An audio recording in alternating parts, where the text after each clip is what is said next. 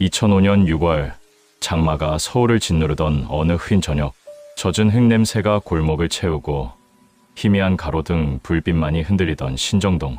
사람들은 알지 못했습니다. 그날 밤이 이 지역을 대한민국 미제 연쇄 사건의 상징으로 남기게 되리라는 것을. 지금 여러분은 미스터리 읽어주는 남자와 함께하고 있습니다. 구독과 알림 설정은 더 깊은 미스터리 전달에 큰 힘이 됩니다. 2005년 6월 11일 서울 양천구 신정동 주택가 골목. 첫 번째 피해자 가명 김다현 씨가 퇴근 후 집으로 향하던 길. 집 앞 불과 200m. 그 평범한 일상은 갑작스럽게 끊어졌습니다. 사망 추정 시각 22시 40분. 시신은 급히 감춰지어 했던 듯 창고 뒤편에서 발견되었습니다. 몸에는 심한 외상이 있었고 사건 현장에서 성폭행의 흔적이 명확하게 확인되었습니다. 그리고 그 과정에서 범인과 치열하게 저항한 흔적. 손톱 밑에서 미량의 피부 조직 DNA 샘플이 채취되었습니다. 하지만 절망적인 사실이 하나 있었습니다. 비가 모든 흔적을 지워버렸다는 것. 당시 수사팀은 이렇게 기록했습니다. 우리 손에 남은 건 단 한 가지, 미량의 DNA뿐이었다. 그 DNA가 전부였다. 그러나 그 하나의 구명줄은 시대의 벽 앞에서 무너졌습니다. 당시 대한민국의 DNA 감식 기술 한계. 2005년의 감식 시스템은 매우 미흡했습니다. 손상되거나 극히 적은 양의 DNA를 통해 특정인을 식별하는 기술은 존재하지 않았습니다. 국가 DNA 데이터베이스도 초기 단계였고 확률적 분석 역시 현재와 달리 정밀하지 않았습니다. 경찰은 결국 이렇게 말할 수밖에 없었습니다. 확인 불가. 단서가 손에 있었지만 잡을 수 없었습니다. 그 무력감은 경찰과 피해, 가족 모두를 무너뜨렸습니다. 2005년 6월 29일 23시 50분. 두 번째 사건이 같은 장소에서 발생합니다. 피해자 가명 정미경 씨. 지인의 생일 모임을 마치고 귀가하던 길. 첫 사건과 정확히 동일한 방식으로 살해된 채 발견됩니다. 사망 추정 시각 22시 10분. 시신은 깨끗하게 정리되어 있었고 범인은 현장을 완벽에 가까울 정도로 통제했습니다. 경찰은 이때 처음으로 공식 발표합니다. 연쇄살인의 가능성이 매우 높다. 동네는 공포로 잠겼습니다. 밤거리는 텅 비고 사람들은 문을 두 겹으로 걸어 잠갔습니다. 가족들의 절규, 수문의 시간 멈춰버린 시간. 2005년 7월 2일 01시 20분.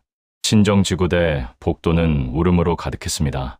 김다현 씨의 아버지, 가명 김재수 씨는 무너졌습니다. 우리 딸이 무슨 죄를 지었습니까? 제발 잡아주십시오. 정미경 씨의 남편, 가명 박영철 씨는 말을 잇지 못했습니다. 이유라도 알고 싶습니다. 왜 이런 일이? 그들은 답을 기다렸지만 수사는 더 이상 나아가지 못했습니다. 2006년 2월 18일 22시 30분. 시간이 조금 흐른 뒤 세 번째 사건이 발생합니다. 하지만 이번에는 살인 미수였습니다. 피해자 가명 이하윤 씨가 늦은 밤 자취방 인근 골목에서 정체불명의 남성과 마주합니다. 그는 말없이 다가왔습니다. 입을 막고 끌고 가려 했으나 이하윤 씨는 필사적으로 몸을 비틀어 도망쳤습니다. 가까스로 인근 가게로 도착해 도움을 요청했고 그녀는 살아남았습니다. 그리고 한 가지 중요한 증언을 남겼습니다. 검은 운동화 앞 코에 엽기토끼 스티커가 붙어 있었어요. 희고 웃고 있는 토끼 절대 잊을 수 없습니다. 범인은 증거를 거의 남기지 않았습니다. 하지만 정체를 드러낸 첫 시각적 단서였습니다. 그러나 결정적 증거 없이 수사는 다시 교착 상태에 빠졌습니다. 사람들은 체념했습니다. 이런 사건은 못 잡아. 죽은 사람들만 억울하지. 시간은 흘렀습니다. 2015년 7월 살인사건의 공소시효가 완전히 폐지되고 멈춰있던 사건은 다시 세상 위로 올라옵니다. 그리고 신정동 연쇄살인 사건 전담팀 재편. 10년 동안 봉인되었던 증거 봉투가 차례로 열렸습니다. 그 안에는 2005년 첫 사건에서 채취했던 피부 조직 DNA 샘플이 그대로 보관되어 있었습니다. 보관 창고 깊숙이 보존되어 있던 2005년 첫 사건의 DNA 샘플이 다시 분석 테이블 위로 올라왔습니다. 그리고 뜻밖의 결과가 나옵니다. 첫 번째 사건과 두 번째 사건의 DNA는 동일한 인물, 연쇄살인이 확정됩니다. 하지만 더 놀라운 결론이 뒤따릅니다. 세 번째 사건 2006년은 두 사건과 동일 DNA가 아님이 확인. 또한 사건 발생 당시 범인으로 지목되고 있는 인물이 교도소에 있었다는 것이 밝혀졌습니다.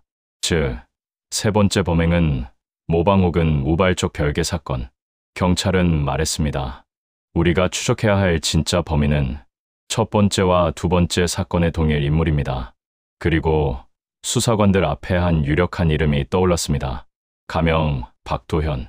당시 동네 주민들이 여러 차례 불안한 시선으로 언급했던 인물. 폭력 전과 예측하기 어려운 행동 패턴. 전담팀은 조용히 말했습니다. 확정은 아닙니다. 그러나 가장 유력한 대상입니다. 이번엔 절대 놓치지 않을 겁니다. 하지만 경찰의 노력에도 불구하고 특정한 용의자를 잡지 못하고 있었고 사건은 다시 어둠 속시면으로 파고들기 시작했습니다. 2025년 11월 어느 새벽 한 통의 전화가 전담팀 사무실의 정적을 깨뜨렸습니다.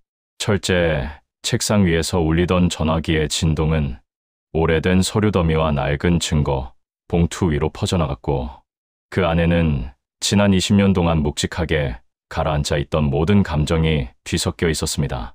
그 전화는 이 사건의 모든 방향을 뒤집어 놓을 단 한 문장을 담고 있었습니다. 새로운 DNA 분석 결과가 나왔습니다. 확정값입니다. 범인을 찾았습니다. 그 말을 들은 수사팀 형사들은 한순간 말을 잃었습니다. 20년 동안 단 한 번도 포기하지 않았던 숙제, 밤마다 꿈속에서도 되살아나던 이름 없는 얼굴, 묻혀버린 진실의 조각이 드디어 형태를 갖추기 시작했습니다. 사건의 시작은 2005년 6월, 미량의 피부 조직 DNA가 채취되었으나 기술력이 부족해 누구 것인지 특정할 수 없었던 그 작은 조각, 그 조각 하나를 붙들고 수사팀은 실패를 거듭하며 20년을 버텼습니다. 포기하지 않았기 때문에 지금의 새벽이 온 것입니다. 2025년 대한민국 법과 기술은 비약적으로 발전했습니다. 특히 초미세 손상 DNA 복원 기술과 Y 염색체 계열 추적 기술, 그리고 실시간 국가 데이터베이스 자동 비교 시스템이 결합되면서 과거에는 상상할 수 없었던 정밀도가 구현되었습니다. 한 가닥의 희미한 유전자 정보조차 사람의 삶과 죽음의 무게를 드러낼 수 있는 시대가 된 것입니다. 그 결과는 전담팀의 손에 정확하게 내려졌습니다. 두 사건에서 채취한 DNA는 모두 동일했고 그 DNA의 주인은 확정되었습니다.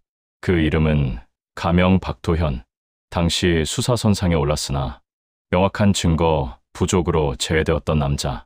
폭력 전과 주민들과 잦았던 충돌, 설명할 수 없는 행동 패턴, 그리고 사건이 발생한 같은 시기에 고향으로 내려가 조용히 자취를 감춘 인물. 모든 조각이 하나의 그림이 되었습니다. 숨겨져 있던 진실이 20년의 어둠 속에서 천천히 모습을 드러내기 시작했습니다.